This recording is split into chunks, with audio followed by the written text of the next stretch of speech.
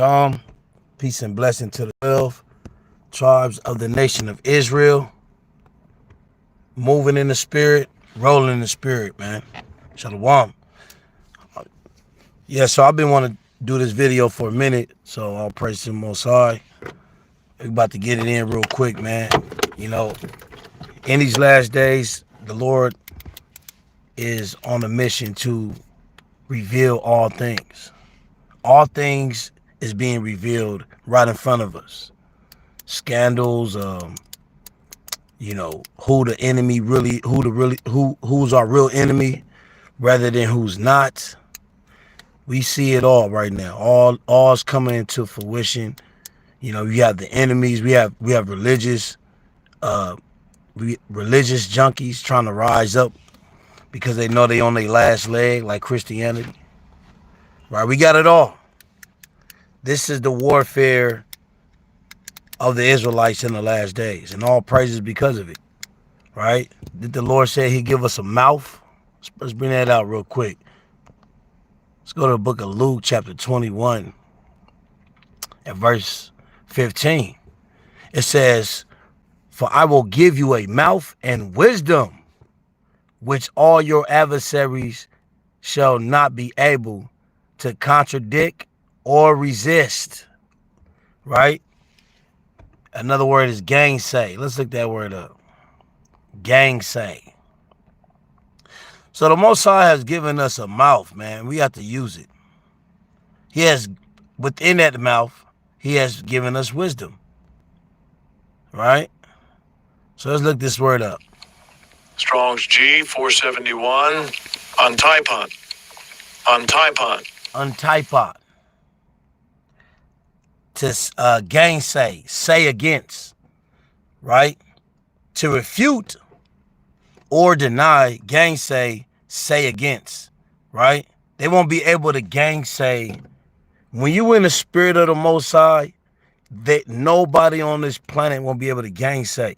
They can come up with tactics, and you know, they can come up with different you know, semantics and all that. But at the end of the day, the truth is the truth, and the truth will defend itself through the spirit. All right, so shalom. Shalom, man. So we're gonna get on some of this stuff, man, because why do our people glorify ghettoism? Right? We glorify ghetto culture, ghetto behavior. Where did this come from? Did this just come, you know, we were slaves and then we couldn't manage to be nothing, so we just said, hey, you know what? Let's all just create ghettos. Hey, you know what? Let's just all create everything we see today. All the filth that's in Israel today, man. Right? Did that happen? Absolutely not. There's a story that we about to lay out, man, through the spirit. Everything has an origins, right? Let's look that word up, origins. Real quick through the spirit, man.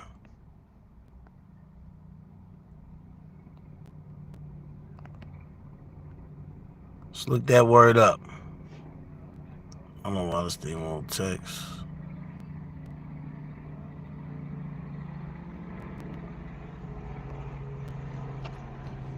Let me put definition. All right, we're going to look at the definition of origins, which, I mean, we already know. You know what I'm saying? Origin. So origins, the point. It's a good one right here. The point or place where something begins. All right, so obviously we know by way of history that we all came out of slavery. When I say we all, I mean those blacks, Hispanics, and Native Indians, forefathers. We came out of, or I would say ancestors. Forefathers will stretch a little further than a few generations. It will go back into, it will have to go into like a millennial stance, I would believe. I would say, you know what I'm saying? Which is 1,000 years going back. Them are forefathers, like Abraham, Isaac, Jacob, the apostles, Yahushua. Well, you know, Yahushua being our Lord. But ultimately, we talking about the prophets of old. These are our fathers, right? the church fathers. And it's not the European Christianity church fathers that they want us to believe in at all. Right? Even if you look at fathers, let's look that up real quick through the Spirit. Right?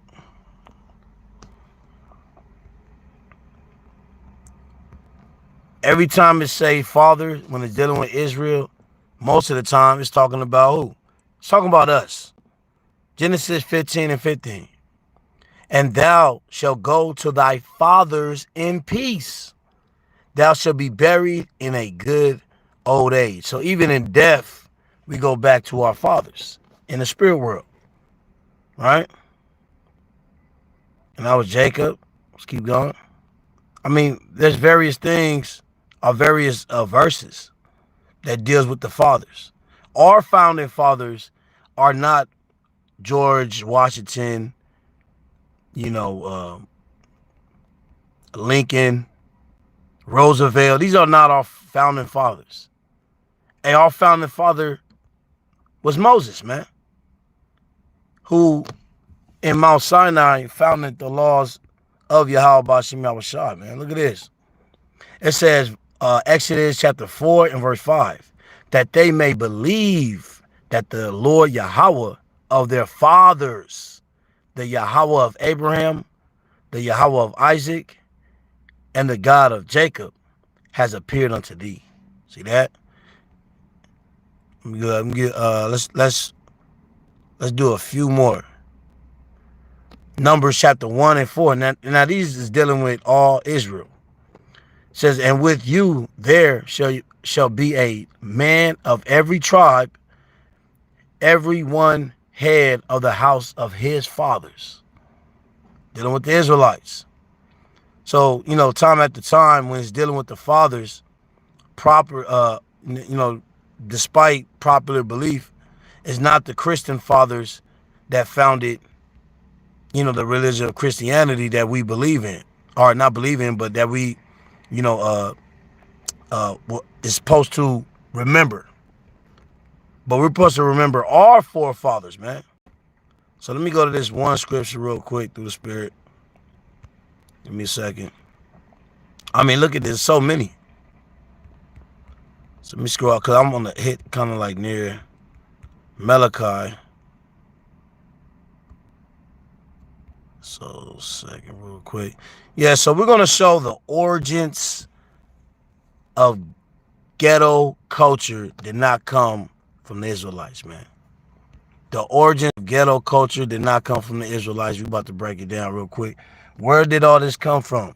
Our people are such in a slummish state right now, man. It's sad to even look, to see upon the destruction of Israel when they know that, the Lord sees us as what we were, as what our forefathers was.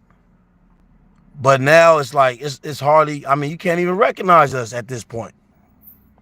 We can't even be recognized. Let me get this real quick.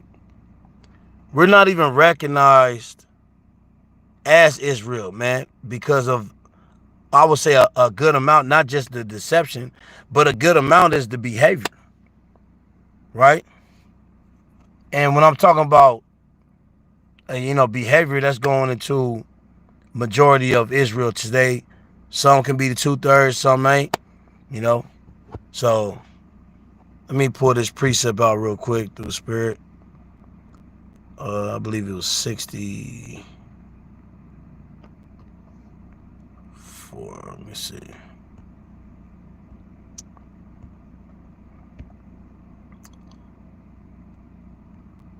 Could have been, 63. All right, so let's go to Isaiah 63. Now look what the Lord says. Now look what it's entitled. It says, you are our Father, right? It says, look down from heaven.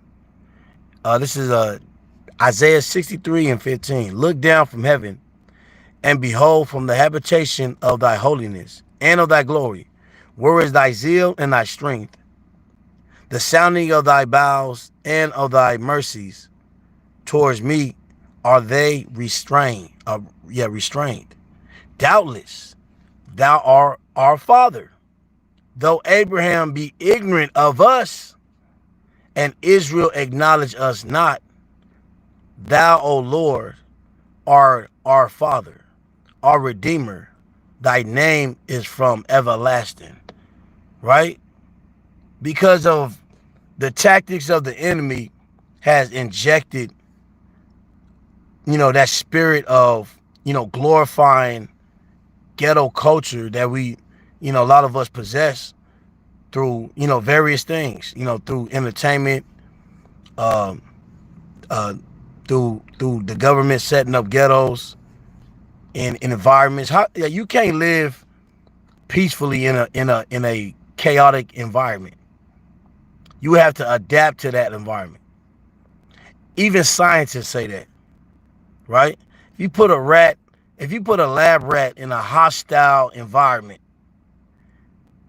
he gonna go from a lab rat to a damn sewer rat based off the environment, right? So everything is always based off the environment. I would say not all of it, but a good percentage of it. It says, "O Lord, why hast thou made us to err from thy ways, and harden our hearts from thy fear? Return for thy servant's sake, the tribe of thy heritage." Right? So, Scripture says, Abraham is ignorant of us, and Israel acknowledges us not. Right? Because we don't look like our forefathers. We don't mirror our forefathers up into this truth where men, women, and children decide to, basically put their life on the altar and crucify that in order to go back to the ancient pathways of Yahweh Shem Rashad and the Israelites, man. So that's what we're doing out here. We're going back to the pathways of Israel through the Spirit. So with that, let's go to the origins of things. Matter of fact, and speaking of origins, a lot of wicked stuff that we see today, it didn't come from us. And this is learned behavior. Gang culture, learned behavior. Right? Our sisters, prostitution, tight wear when it comes to clothes, learned behavior. Our men, being domestic violence, learned behavior. This is all learned behavior, man. Everything we looking at today has been learned behavior, and we about to prove it. Right? Let's go to Malachi real quick. Just trying to build something. Let's go to Malachi chapter 1. Now, what's funny is, you have a lot of Christians, they want to come to the Israelites, combat them, say we're false prophets, false teachers, all manners of folly, wickedness coming out their lips, right? But I noticed throughout the time, because I used to be a Christian. I was a Christian once before, right? What I've noticed throughout the time in Christendom, that as an Israelite, a so-called Black, Hispanic, Native Indian, when you get into those spaces as a Christian, and you try to kumbaya and kind of engraft everybody into that faith, the worryabouts of your people starts to fade out your mind. You don't pray. It was rarely that I ever prayed directly to the Most High to aim at my people when I seen the conditions of my people abroad. Yes, it hurt, but looking into the fact that Christianity don't teach, building up a nation. It teaches, inclusiveness. It teaches, we are one type of spirit. When you have people, or you have different races that have more a dominant seat in society, that it don't match. It's not equal. So they're pulling these precepts out like Galatians, was it 3:28, neither Jew or Greek. But then when you look into the politics and the wealth gap of these groups by race, you got groups that's hard, that you got groups that's in a prosperous state within Christianity, and then you got people that has been suffering and being ignored in Christianity, right? When our people start to get killed by the police, things start there was a line being drawn, because now it took for a lot of so-called Negroes to kind of, get into their own mind and kind of look at and observe of what's really going on, because the white Christian world wasn't doing a damn thing about the stuff that was going on. And that's just one event. There's multiple events all the way to slavery where they just turn their backs. So then that created us to, kind of start thinking outside the box. Like, what's these people are kind of weird. We fellowship with them. They seem off. They seem like they want us to be part of their culture rather than us just bringing who we are and adding to that, which Christianity wants. But that's not what it is. What Christianity really is, it's a gumbo pot of chaos ruled by the Edomites. Because Esau, the so-called white man, cannot rule in order. He only can rule in chaos. We see it time after time with Alexander the Great, Antiochus Epiphanes, especially Antiochus Epiphanes, because he created a worldwide religion for everybody to come up under his customs, his education, and his everything, and created a religion based off that, which even some of our people got persuaded in, which in time past, we became Gentiles, Grecians, because of it. But they don't want to talk about that. Then you fast forward today, in the modern world of society, and we were better off being isolated from these people. We had more wealth in being segregated. But the moment they use Martin Luther King and these different individuals to kind of catapult their agenda, soon as we integrated, we lost everything. Well, you can use that in the sense of us knowing the Bible, it's basically our heritage of the Bible, the scriptures. This is our heritage. Once we integrated with these heathens, they took the Bible, dominated over it, paint pictures over it, painted white, painted, we can go far back. We can go all the way back to the 1400s, all the way back to when the Catholic Church started to rise up. We have a story, man. And so we have to always sit back and kind of meditate and look at what really happened, and is this our real culture? Is being ghetto and glorifying the way we move today, is that our actual culture? And I will say, hell to the no, man. Right? This is the book of Malachi, chapter 1 and verse 3. And I hated Esau, and laid his mountains and his heritage waste for the dragons of the wilderness. Whereas Edom says, we are impoverished, but we will return and build the desolate places. Thus says the Lord of hosts, they shall build, but I will throw down. And they shall call them the what? The border of wickedness. The border of, meaning the origin of wickedness. Anything that we see today in this modern society, since the so-called white man has been ruling, it has been him. Why? Because he's the border of wickedness.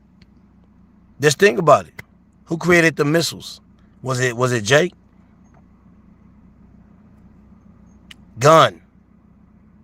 Now they took some of the stuff that the Moabites was using for fireworks and created something called a gun. Right?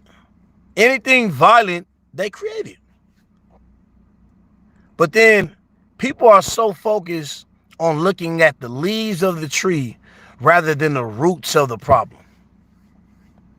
The border of wickedness. We don't nobody. This is why he has disguised himself under the banner and shield of Christianity to make it seem like he's a peaceful man. But under that shield, there's a man that's always plotting against the righteous, as the scripture says in the book of Psalms, man. They shoot at the perfect. Who is the perfect? Those are the Israelites, man. The so-called blacks, Hispanics, and indigenous people. So let's go to this real quick, because like I said, man, we ain't going for what's been said about who, what they say about us, man. Those are lies. So we're going to go and pull out some articles and some facts about where did a lot of the stuff we do, where did it come from, man? So let's start with the gang culture. What is the origins of the gang culture? Did we start Crip and Bloods? Yes, we did. But was there, that form of gang culture that we see today? Did we learn that? Was that learned behavior? Did we pick up on this? Or was it just something we just created? Well, let's find out. Let's see how to get out of this. Let's find out, man. So it says the real gangs of New York. Yes, there was gangs in New York. And what these people, what race are these people? Edomites. Matter of fact, I think there's a movie called Gangs of New York, too. Right? So let's look at gangs. Let's look at the real gangs. And he says the real gangs of New York, right? It says, how I stayed alive this long, all these years. Fear, the spectacle of fearsome acts. Somebody steals from me, I cut off his hands. He offends me, I cut out his tongue. He rises against me, I cut off his head. Stick it on a pike, raise it high, raise it high up so all the streets can see. That's what preserved the order of things, fear. Right? So that was a quote of an individual. Those are the gruesome words of Bill the Butcher. Cutting played by Daniel Day-Lewis in the Martin films, Gangs of New York. So there was a film called Gangs of New York, and I remember that. So let's scroll down. Right? Because gang culture, despite popular belief, did not start with so-called blacks, Hispanics, and Native Indians, man. We had organizations that fought for the communities, but it got infiltrated. But where did that learned behavior come from? We about to show you, man. It says the Dead Rabbits riot in 1857. 1857, man. We got out of slavery in the Civil War. That was 1865. So there was established gang lifestyle and ghettos while we were slaves picking cotton. All right. And brothers wasn't going to different plantations banging on. You had one plantation gang right here. You had another plantation gang right here. Hey, man, they was focused on the so-called white man because they was the ones torturing them, man. right? This is let's see here. Let's look at this article, man. It says 150 years ago, an area in lower Manhattan called the Five Points played host to gladiator clashes between us, born natives, and immigrant Irish gangs. So there was a lot of Irish gangs, and they was turning it up. They was robbing people, you know. It was literally drive-bys around this time. People were getting killed, and who it was white on white crimes. Never heard about that, huh? Why? Because they put that spirit on you for you to look at yourself, right? And another thing is for y'all uh diehard Christians. I always like, especially the evangelical ones, the ones that go out to different countries. They'll go way down to Africa to try to support, you know, so-called Hamites, pray for them and show them the gospels and all that. But they never go to the hood, though, down the street from their church. See, we can show thousands of hypocrisy about this damn Christianity, man. It's a lie, man. It's built upon a lie, and that lie is on its last leg through the Spirit of the Lord, man. It says the 5 Points gained international nobility. Let's see, I can't. Nobility, notorious as a disease-ridden, crime-infested slum that existed well into the 20th century. See that? So this thing was in the 20th century, man. They call it the slums, the projects. It says once the domain of middle-class homes built on reclaimed land, it became a sprawling slum within a relatively short period, right? So once they stole all the Gadite lands, they built cities. They built cities upon it, and those cities turned ghettos. Why? Because they didn't know how to run the cities. They built a city just to not run it properly, right? Because Gad, he was dealing with the land. He know how to cultivate the land, sustain the land, until these ghetto dirtbags came and destroyed it. Let's keep going. It says stories of violent confrontations were legion, giving the press a never-ending supply of gory material to write about. And it was always on the news, man. Now you fast forward today, who do you see on the news today with the same behaviors? Jake. You see Jake highly on the news, man, everywhere.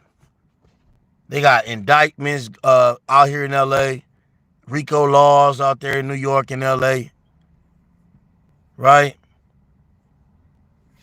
Let's keep going. It says brick bats, stones, clubs were flying thickly around, right? So that was the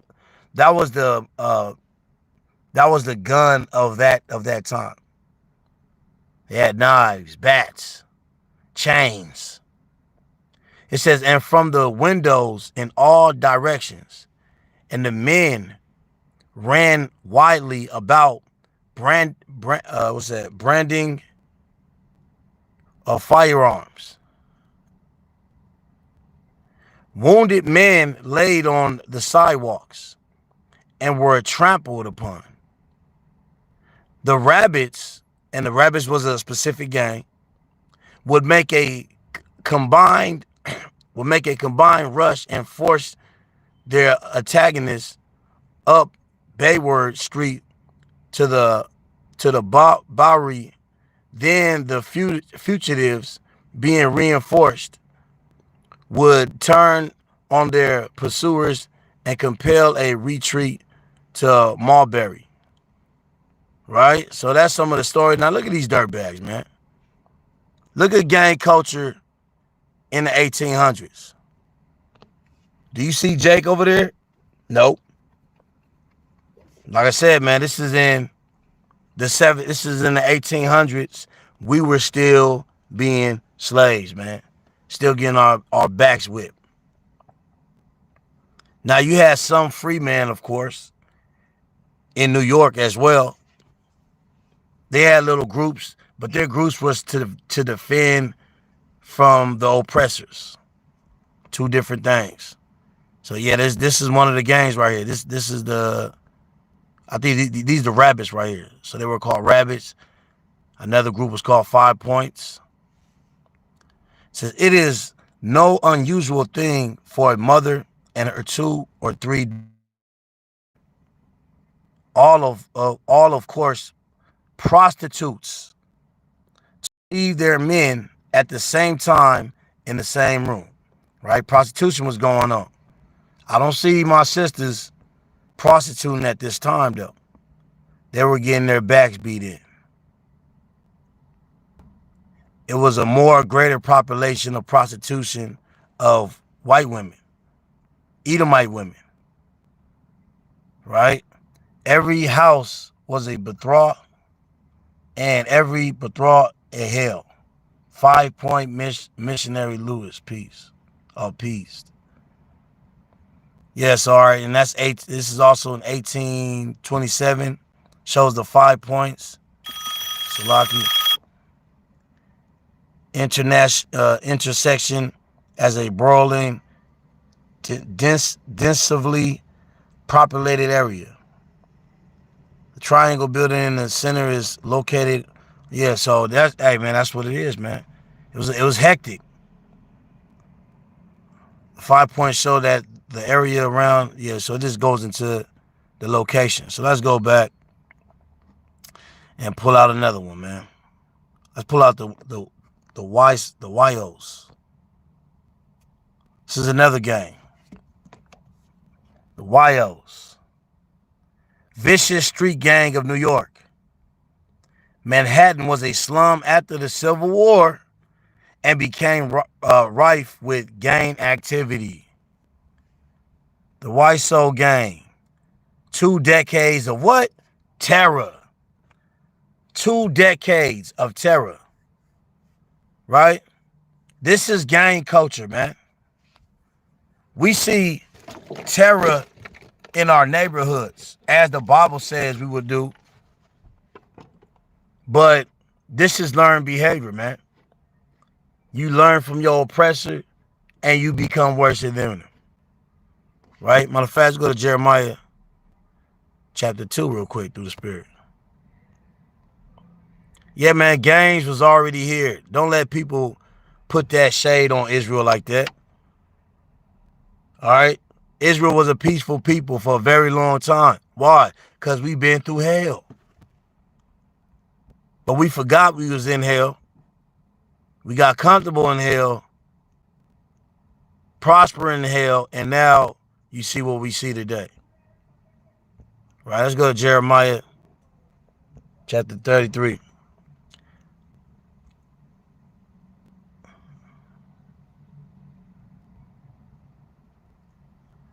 This is the book of Jeremiah chapter 33 and verse 1. Chapter 2 and verse 33. It says, why trimmeth thy way to seek love? Therefore, thou hast also taught the wicked ones thy ways. Right? We taught the wicked. Hey, the wicked taught us. We start trimming down our love. It says we start trimming our ways to seek love. Love from who? Love from the so-called white man. Love from these nations.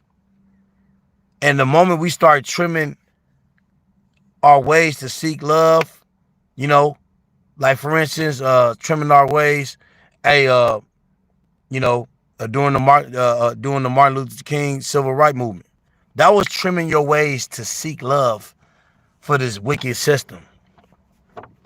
Right? When we already had, towns, cities, there was elders. I seen this too. I was reading this article where it says there were many church elders that was rebuking, you know, MLK for trying to integrate, you know, us with them. And they were saying that they were saying that you know, some of the bishops and all them at the church and the community was saying uh they're the way that these people are, they will never change. But until they do change, they suggest that we stay segregated for our own safety, right? But instead, as the quote goes, he draw them into a burning building, man. He integrated our people into a building, and now we teach the wicked. Who is the wicked? Who is the wicked according to the Bible? Let's find out. Let's go to Malachi chapter 1 again.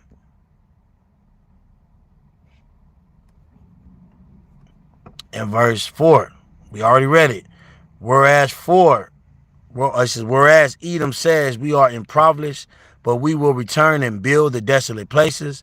Thus says the Lord of hosts, they shall build, but I will throw down, and they shall call them the border of wickedness, and the people against whom the Lord has indignation forever. That's who the wicked is. So we taught the wicked our ways after he taught us. Right? The serpent taught us, and we start teaching everybody else. Why? Because they use us for our influence. But they can't use us for our influence if we moving in righteousness. Why? Because they don't want righteousness on the earth. They want confusion. Right? So let's pull out some more articles. We pulling out articles because, like I said, they have labeled us all these different characteristics of gang culture and just ghetto cultures, period. It, like I said, it didn't come from us. Right? This is another one. Right? White beater. Now, if you look, before we go here, because this is major right here, because we've been labeled, you know, the top men that beat their wives. They put that on us, and they did it by Hollywood. Hollywood put a certain spirit out on the earth to have you know, people believe that we the top domestic violent people on the earth is the men of Israel. And that's a damn lie, man. Now, where's that specific one I was looking for? Now, look at this. Because, like most movies, hey, look at all the movies. Every time you see an actor, a so-called black actor, he's always portrayed as either a gangster, a wife beater, a cheater. That's why I hate black movies, man. Because that's not us. That's not us, man. That's not our culture. That's not our customs. Especially when you wake up into the truth. It gets even worse because it's like, man, it's not even us, man. This is something that we experience, but this is not our essence. It's not our being. It's not who our forefathers practiced. It's a lie, man. We've been living off a lie for a very long time. It says, historical stereotypes. Throughout history, black men have been subjugated to various negative stereotypes in media, including being depicted as pro to violence or criminal behavior. These portray can contribute to harmful society perceptions and expectations. Right? So, you know, like you said, every time you see these movies, hey, a brother beating on his wife. That's why I can't stand that devil, Tyler Perry, man. Tyler Perry is the worst of the worst of men, man. And possibly a damn sodomite. Most likely he's a sodomite, man. Right? But, you know, when it came to, you know, these movies, you always see a black brother whooping on his rib, right? Which created the feminist movement for the blacks, for the sisters, the Eves. We're gonna get on that too. We're gonna show the history, man. Do not be deceived. Everything you see has an origins, and that origins didn't start with us.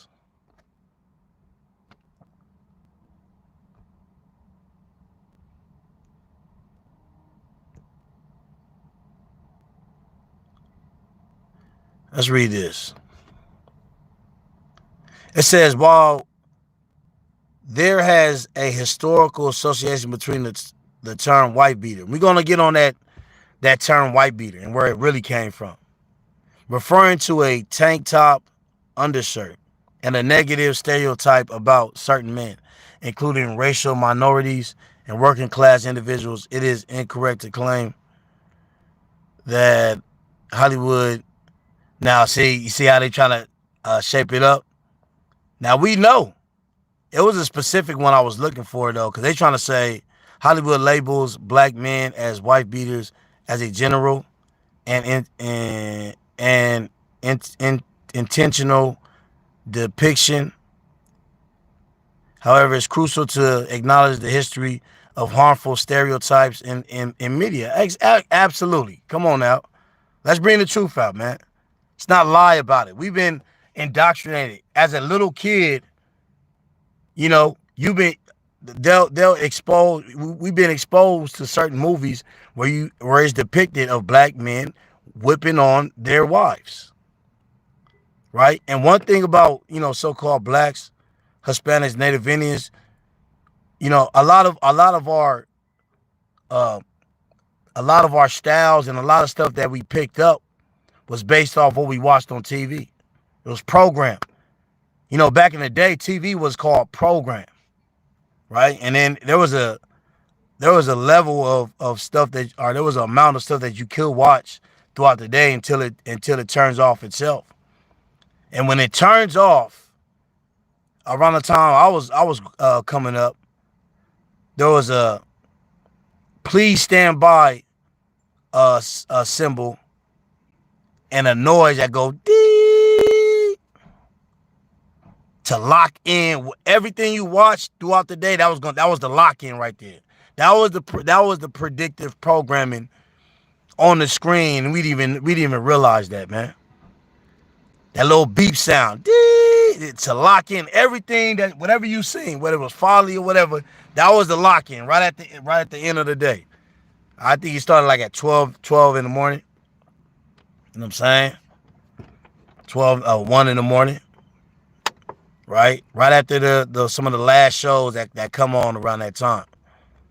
Stereotypes in Hollywood have historically negatively impacted the portrayal of black men. There you go right there. According to the National Institute of Health, these have included depictions as lazy, unintelligent, violent, or criminals.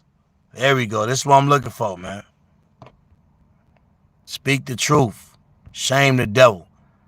Studies have shown that media portrays, including in entertainment, can reinforce negative stereotypes about black men, including linking them with violence and crimes. Yeah, man.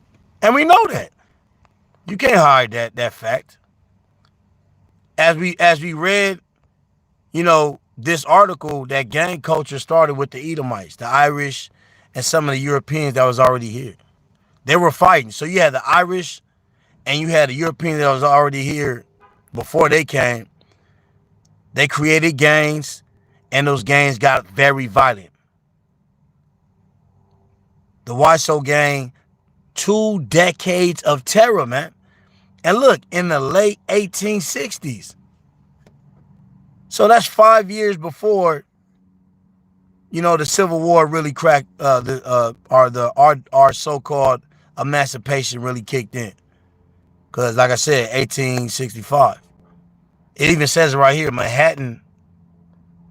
Look at this. Let me look at that. It says Manhattan was a slum after the Civil War and became rife with gang activity. So It's before the emancipation, right after the Civil War cracked off. In the late 1860s, the White Soul Gang began a reign of terror in Manhattan that lasted for more than 20 years. Why they don't talk about this? They started out with simple, thuggish crimes such as robberies, assaults, and killings, and then progressed into the more sophisticated fields of exploitation. This is exhort. Was it ex? Slide, because it's real small, so I can't really even see these letters.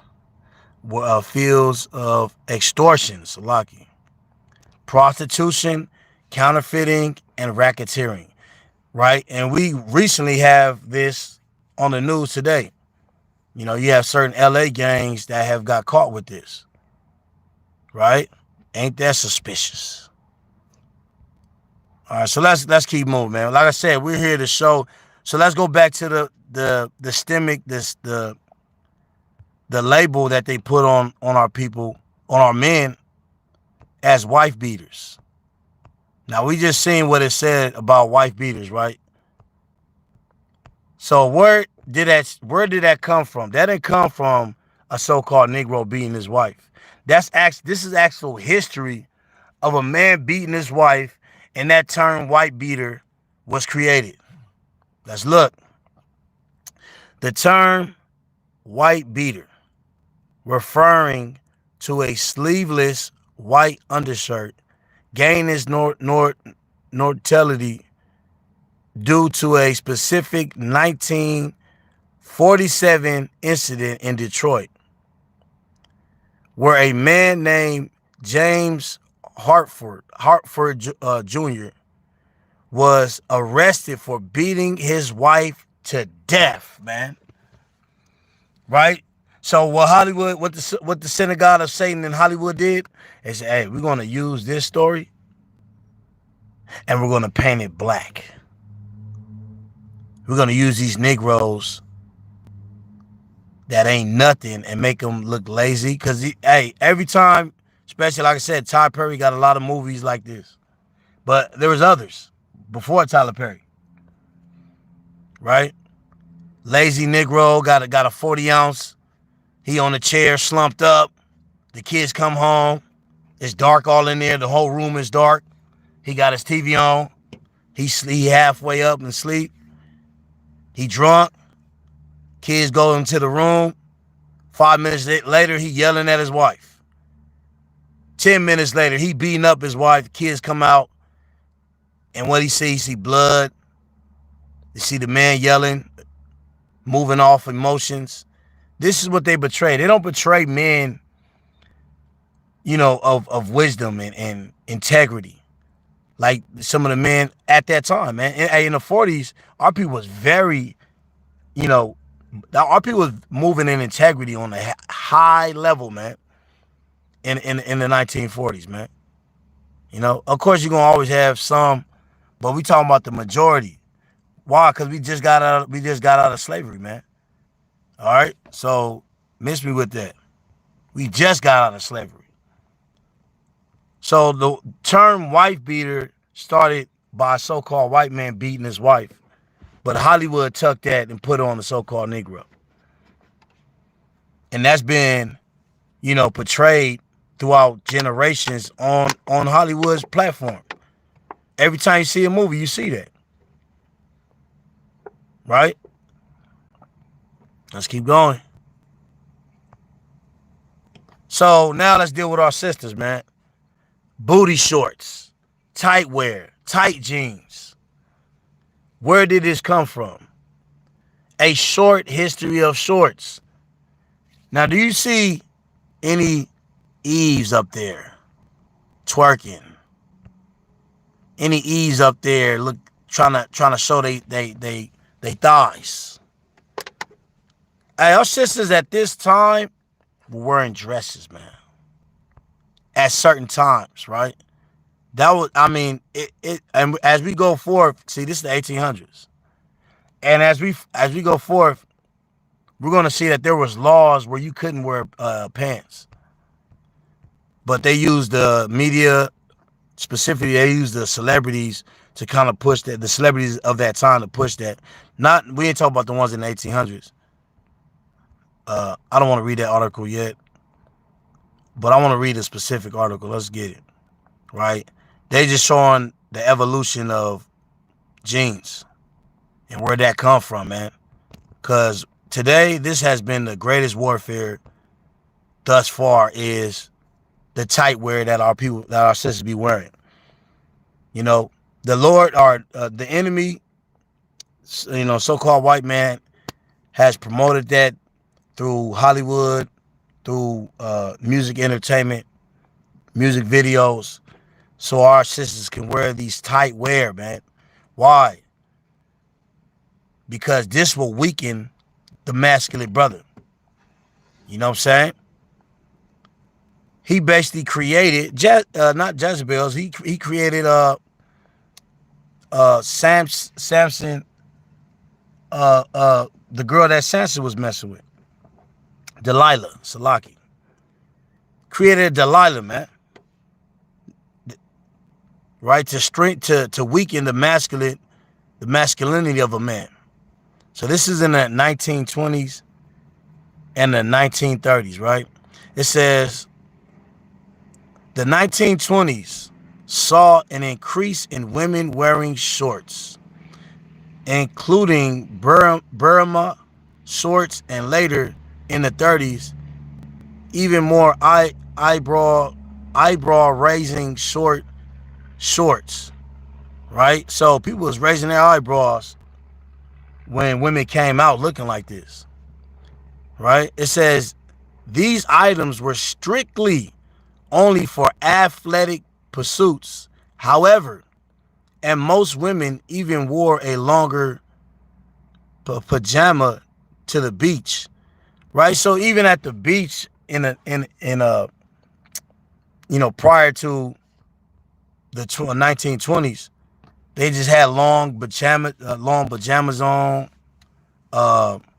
dresses at the beach.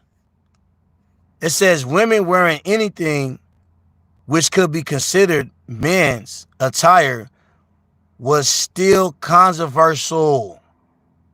Some American cities and states chose to ban them due to modesty laws. In 1937, let's stop right there and let's break this down, because I didn't even know that there was a modesty law in America, but it do make sense. So let's go real quick.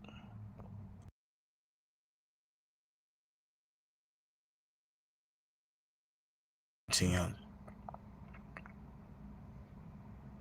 go to modesty laws, right?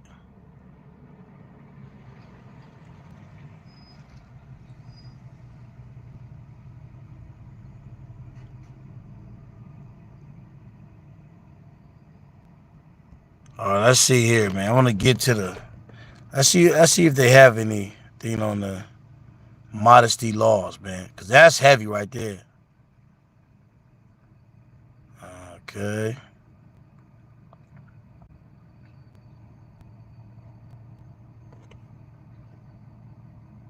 Let's see what this is.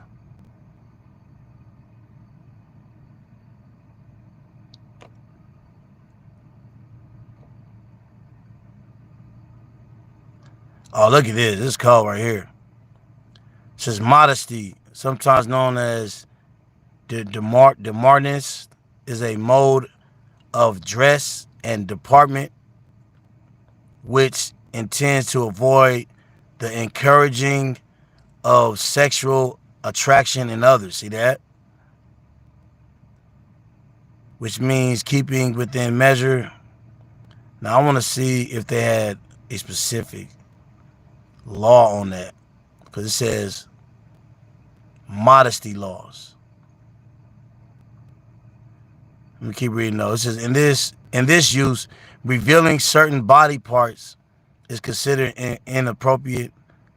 Thus, in immodest and conservative Middle Eastern societies, modesty may involve women completely covering their bodies with a buraq or it says Baroque, and not talking to men who are not immediate family members. And hey, that's righteous though, man. It may involve women wearing only ankle-length skirts up to the collar, a small head covering. Nudity may be acceptable in public, single sex. So let me find. I really want to find that modest law, man. They had a modesty law around this time. So we're gonna find it, man. We're gonna dig it out through the Spirit.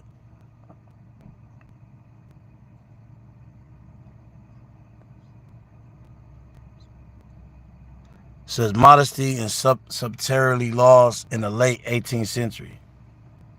The concept of modesty in dress during the late 18th century was significantly shaped by a combination of social conventions, religious norms, and involving ideas of proper conduct, while explicit modesty laws were less common in some parts of Europe by this period. Subsidiary laws designed to regulate luxury, extravagant in dress, often overlapped with notions of improper attire and reinforced social heresies. Here's how modesty was broadly I'm looking for the modesty law though, man. This is for the glass, both men and women dressing appropriately for their social standing was prominent, while 18th century fashion could be elaborated. There were unspoken rules. Okay, so they're saying unspoken rules. So yeah, brothers can look that up. We'll try to search that out later on if there's a specific modesty law, because the way they're explaining it, let's read it again. All right, it says women wearing anything which could be considered man's attire was still controversial, right? It says some American cities and states choose to ban them due to modesty laws. In 1937, shorts were made illegal in Yonkers, New York.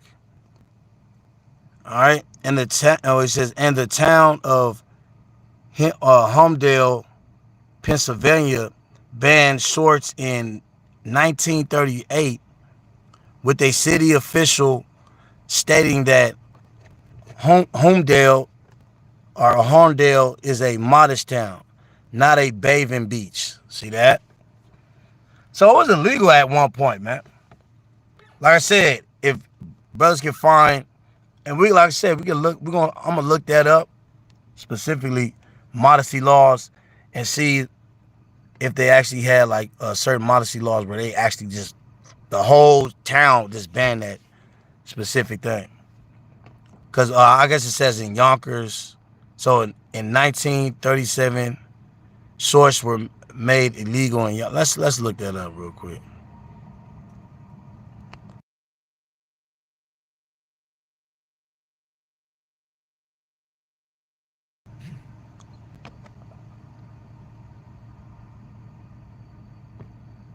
Okay, here we go. Through the Spirit. It says yes. Okay, it says yes. It's true that in 1937, wearing shorts in public was banned in Yonkers, New York. This ban was enacted as part of a city ordinance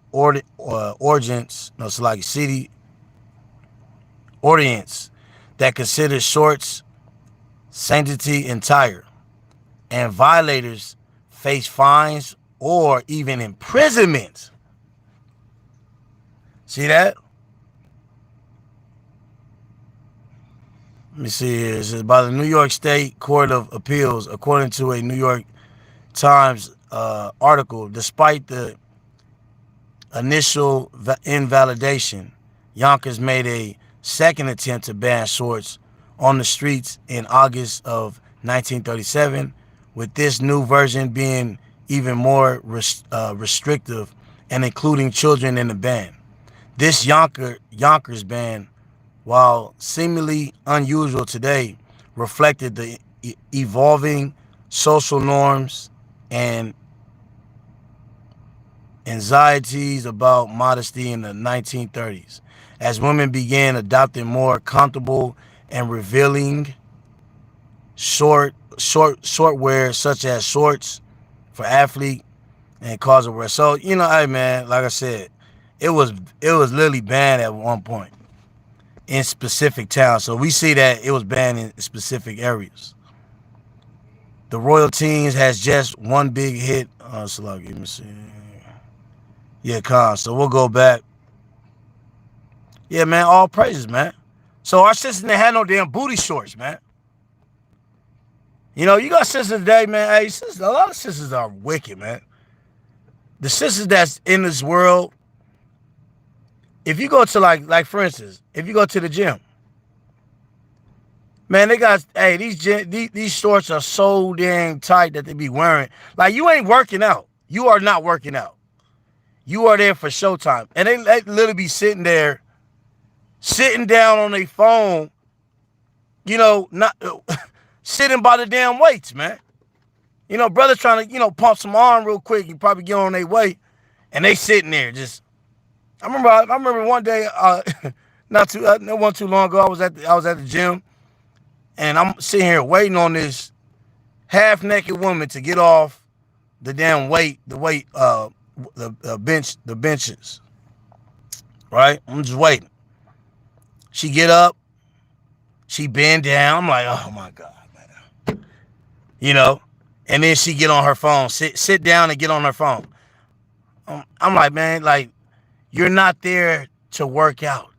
You are there to show yourself off, right? This is what we deal with today, man. This is the warfare today. Why? Because Esau, Edom unleashed this type of behavior and mindset on our people, man. But this is still not our original behavior, our original customs. We read the Bible all the time. We teach our people.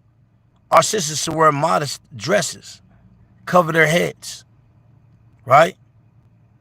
But these women walk. These women, it's a pride in walking naked, right? Was Eve proud when she started walking naked? Look, even Eve, after she fell, let's go how Adam and Eve felt after the fact, right? When sin came into the world. So look. When sin came into the world, let's look. All right, this is Genesis chapter 3 and verse 7. It says, and the eyes of them both were open, and they knew that they were naked. And they sewed fig leaves together and made themselves aprons. See that? They knew they were naked. Now, did they walk around proudly? Yeah, we naked out here. Absolutely not. They was hiding. And they put the same leaves, the fig leaves that they were deceived by, which is philosophies of the serpent. And they were naked, man. They were naked with all the philosophy. The only thing that they were clothed with was with the philosophies of this wicked serpent, man. And that's what we see today. You're not clothed, sis, but you can be through the Spirit, right? And hey, likewise with you, Jake, you naked out here, man. All right, you are naked out here. When you are not moving in the righteous spirit, you are naked. When our sisters not moving in the righteous spirit, they are naked.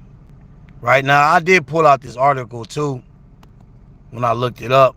So yeah, booty shorts came from the so-called white woman, man. right? They just didn't have the size that Eve got today, you know what I'm saying? Or yeah, any of the Eves. You know what I'm saying? But now they trying to follow that. Now they got the BBLs. It's just a bunch of madness, man. We need a reset through the spirit because we have injected the serpent's philosophies in our spirits, and now we walking naked out here, man. Now look at the feminist movement. I had pulled this up. These are all articles I pulled up earlier, just to look at some of the origins. It says the early feminist movement, particularly in its first wave, primarily focused on the entrance of white women in Europe and America. So the feminist movement started, with the Edomite woman, but they pushed it by using a black woman, right? A Jake woman. It says let me go back. It says often from the middle and upper classes. However, it is important to acknowledge black women played a crucial role in challenging both racism, sexism, simultaneously, even before the term intersectionality was used. Right? Early black feminists such as Sojourner Truth, 1797, self-emancipated in 1826, challenged the limit scope of the early women's right movements, highlight the distinct struggles of black women in her Ain't I a Woman speech at the 1851 Women's Rights Convention. Women white created their own, right? So now we can see that this was some of the free women around that time. But as it says, at the first wave of feminism started with the so-called white woman, right? And like I said, one thing about the Edomites, they use our struggle that we already going through, and they'll use that to catapult their own agenda, right? Like the LGBT, right? They were literally right behind the civil rights movement, the LGBT. Then they pushed them aside and went forward to push their true agenda. There were LGBT members in the civil rights movement while they was doing that.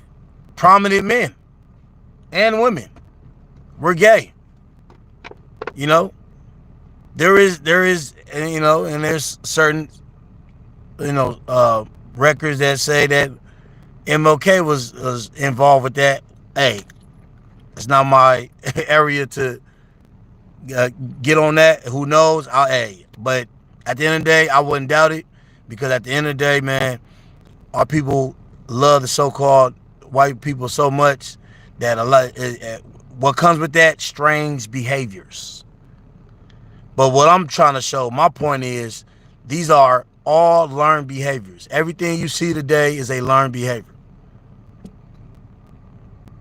That's the point. Right? The feminist movement, you see our sisters bucking up against men. That started with these women. That started with these women in the front. The early feminist movement, particularly in its first wave, we talking about the first wave, primarily focused on the entrance of white women in Europe and America. See that? So, what else I have? I think that was about it. Salaki. So, welfare. It's another one. It says the modern welfare state, as we know it, took shape in the late 19th and early 20th centuries with who? Where did the welfare system started at? With Germany and Switzerland. All right, pioneering social, legal, social legislations and programs. In the U.S., the Great Depression spurred the creation of the federal welfare system with the Social Security Act of 1935 being a pivotal moment. Here's a more detailed look. Early welfare system prior to this 20th century. Welfare systems were largely localized or private, often insufficient to address widespread poverty and economic hardships. Germany's prominent, what's this? Let's see here. That's not what I'm looking for. Yeah, so, I mean, like I said, it shows where even, oh, here we go. That's what I'm looking for. It shows even where the welfare system started with. It didn't start with us. But we end up being the face of welfare. Right? The Social Security Act of 1935, signed by President Franklin D. Roosevelt, established a federal system of old age insurance, unemployment compensation, and aid to dependent children, laying the foundation for the modern U.S. welfare system expansion in the 1960s. See that? Lies, man. We've been lied to. Now let's show some ghetto. Let's show how ghetto these people was and the behavior that these people had when we was just coming out of slavery, building ourselves up. Let's see real quick, man, through the Spirit. There are 1,500. Now pay attention to this, man. This is a family move into Delmar Village neighborhood in Pennsylvania in 1963. Right, 1963. So, like I said, around these times, our people was learning how to be, modest, how to be, how to be people, man, how to be a productive man and woman in society of a Edomite kingdom. All right, not society of another kingdom, of an Edomite kingdom, man. You gotta always remember that. It's a group, because the standards that we was upholding and uplifting at that time, it was based upon the custom of the people that we were oppressed by. All right, let's go. Let's see. Now we see in the neighborhoods, hey, there's certain neighborhoods you can't even go to right now, and being like that. Hey, it's probably even worse in the 80s, right? 90s, early 2000s, all the way up to now. So you couldn't go to there's certain blocks. You can't go to certain blocks in LA, go to the neighborhood area, and you just want to walk around. Hey, man, they're going to press your line, man. Where did that spirit come from? Let's find out. 100 row houses in Delmar Village, a 7-year-old housing development in Fallcroft, Pennsylvania. Homes in this Philadelphia suburb sell for $10,000 to $11,000. And the people of Fallcroft call them their dream houses. Most of Fallcroft's residents work in the technical labor field. They make between $4,500 and $8,500 a year. They are proud of their community. Until recently, it was all white. Then, Horace Baker, his wife, and little girl moved in. It's all good until Jake pulls up. Life is always good until Jake pull up, huh?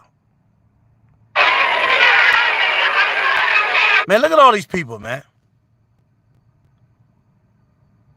Look at all these people right here. They pressing some civilized black couple that just want to, see a better, have a better future for themselves and their kids. That's all they was thinking. They was thinking it was going to be a damn uproar based off me coming over there, right? But that ain't the case. Ghetto culture did not start with us.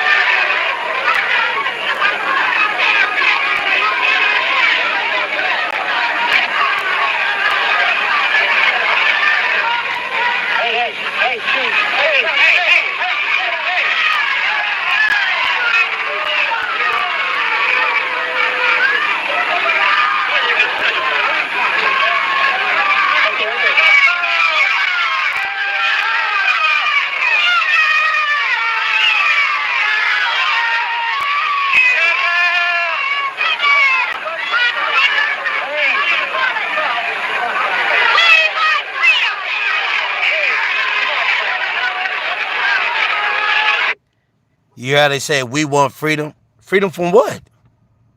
Before they even pulled up, you see all the manner of freedom. What they want freedom from? From black folks, Hispanics, anybody. All they wanted was their own people in their neighborhood. Now you fast forward today, that learned behavior moved upon us in the ghettos that they created. And now we pressing our own people. We pressing like they pressed us back then. We pressing our people like that. What you think the Klan was the first gangsters. They went into different neighborhoods of black communities and terrorized those areas, man. You know what I'm saying? They went into they blew up a whole church where 3 kids died at. 3 little black girls. Like, terrorism didn't start with us, despite popular belief. That's why a lot of these coons out here, you know, that want to promote that we just been violent and all that. Hey, man, death to you, man. Because you love the so-called white man so much that you willing to throw your home people under the bus instead of trying to help them out, man. Yeah, death to all you coons, man. Through the spirit of Mashiach Yahushua, man. You goons. Take the C out of coon and put the G on there, because y'all goons.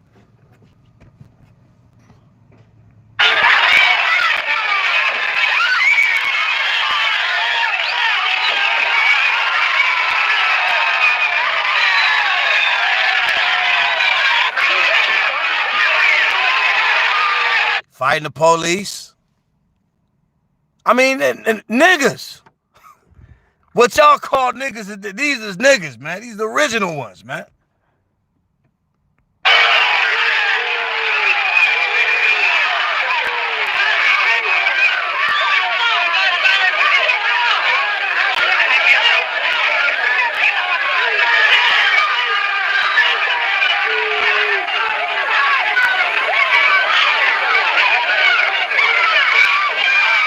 Look at that. See that woman pull up? She out of order.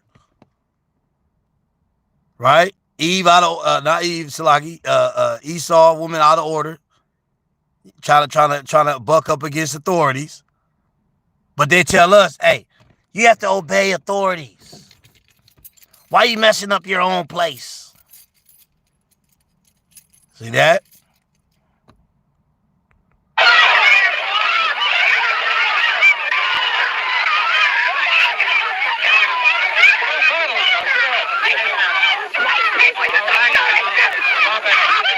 It sort of just seems like a nightmare, because you feel as though you were only trying to move into a home in which you purchased, and that you weren't trying in any way to interfere with anyone else's life or their property, but yet you were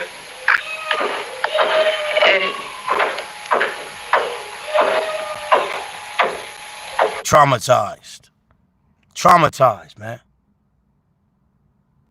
Generational trauma is real. And we acting out, not we, Because a lot of us got out of that lifestyle. But our people acting out based off the generational trauma that we possess. Stop glorifying Deuteronomy 28:15-68. Stop glorifying the curses, because that's all it was. We coming into glory through the spirit of Mashiach. That's why the disciples told Yahweh Shai, man. Hey, when the glory of the kingdom gonna come, man? Let's pull that out real quick. It's the book of Acts, chapter 1 and verse 6. When they therefore were come together, they asked of him, saying, Lord, wilt thou at this time restore again the kingdom to Israel? We want to see the kingdom, man. And in the kingdom, the whole foundation is based upon the laws of the Lord, man. And in those laws, there's righteousness on our women, on our men, on our children. There's dress codes, right? There's we got laws based off what to eat. We got every law in the scriptures is to build a whole nation together and to move in righteousness. That's what we coming into as this place starts to, break down, as this place starts to fade out. Yes, the Lord is going to definitely destroy a lot of our people because they've been injected with the same spirit of the man of sin. But the Lord going to restore all of this back to us, man. And that's the point that we trying to make today, man. Do not glorify the ghetto behavior, gang culture, and all this stuff, because it didn't come from us. If it came from us, all right, whatever's. But it didn't come from us. Our origins and our origins of life, as we read the Bible, open the scriptures, we see our forefathers moving in a righteous path. That should be your motivation, man. You should be stirred up of how your forefathers beat down the Greeks, the Romans, right? How foremothers moved empires. When they got into a position, hey, they helped their people, man. Eve wasn't Eve back then. In the time of King Cyrus. That wasn't an Eve, that was a daughter of Sarah. And she looked out for her people, just like in the book of Exodus, chapter 1, how our sisters looked out for their people as well. Let's read that out. This is Exodus chapter 1 and verse 16. And he said, when do the office of a midwife to the Hebrew women, and see them upon the stool. If it be a son, then you shall kill him. But if it be a daughter, then shall she live. But the midwives feared Yahweh. The midwives did what? The midwives feared the Lord, and did not as the king of Egypt commanded them, but saved the men, children alive. See that? That's the difference between wicked Eve today versus the daughters of Sarah back then.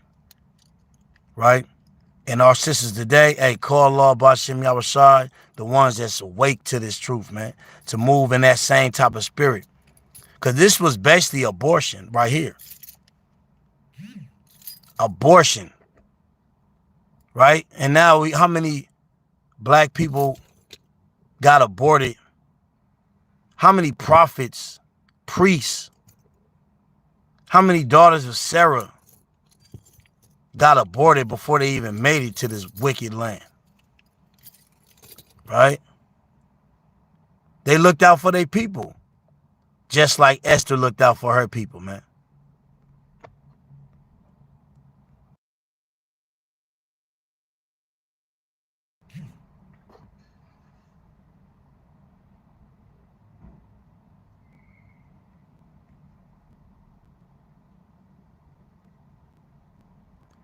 Based on the information available since the 1973 Roe versus Wade decision, more than 19 million black babies have been aborted.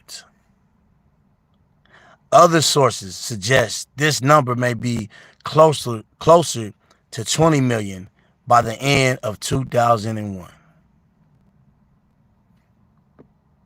Sad, man. That's why I say, hey, death to Babylon. That's why the Akim always say, hey, death to this system, man. That's why the Akim always say, hey, death to Esau, man. Because we see behind the scenes what y'all refuse to look at. Black women have a significantly higher abortion rate and rotor compared to other racial ethnic groups. See that?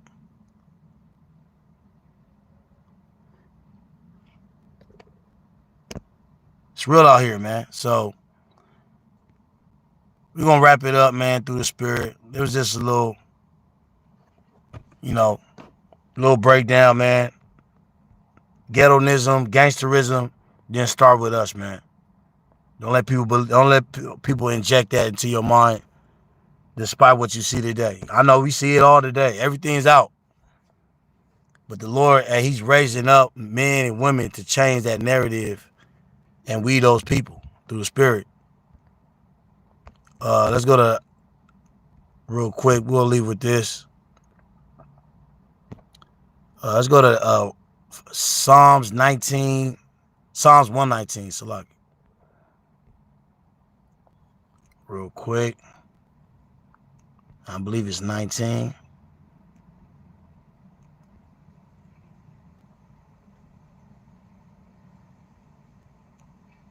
Let me see here. Yeah, so like I said, man, don't be deceived, man. Yahweh Shem Yahushua will not be mocked in these last days. Whatever they sowed in this world, they about to reap, man. We looking at the reaping as we speak through the spirit. All right, where's that precept at? I think it's 119, Salaki. Yeah, it's 119. All right, it's the book. Yep. It's the book of Psalms 119 and verse 119. Thou hast, Salaki, thou put away all the wicked of the earth like dross. Therefore I love thy testimonies. See that? So, the dross he talking about, hey, that's all that dirt that come out of that, that gold, those diamonds, the diamonds in the rough, right? It rises up to the surface as that diamond or that gold gets purified. The Bible says the wicked is like dross. Let's look that word up. It's impurity, basically. Impurity is rising up to the top of the earth. We see that. Everything being judged right now. All the impurities is being exposed to be judged. Strong's H 5509. Sieg. Now look at this. Sieg. Dross, usually of silver. It's the stuff that's attached to silver, man. That's what dross is. It's the filth. Right?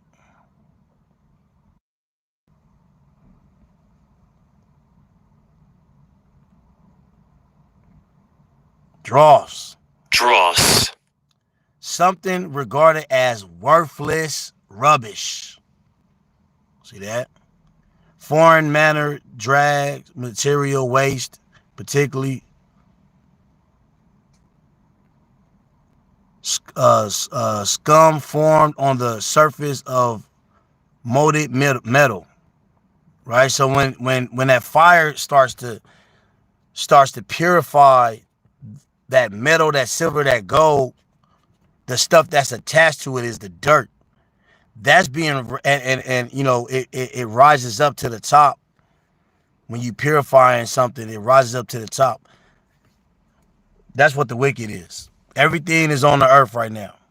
It's being made manifest, shown, and the Lord is doing that to clear the dross out of this earth and purify those that move in righteousness, man.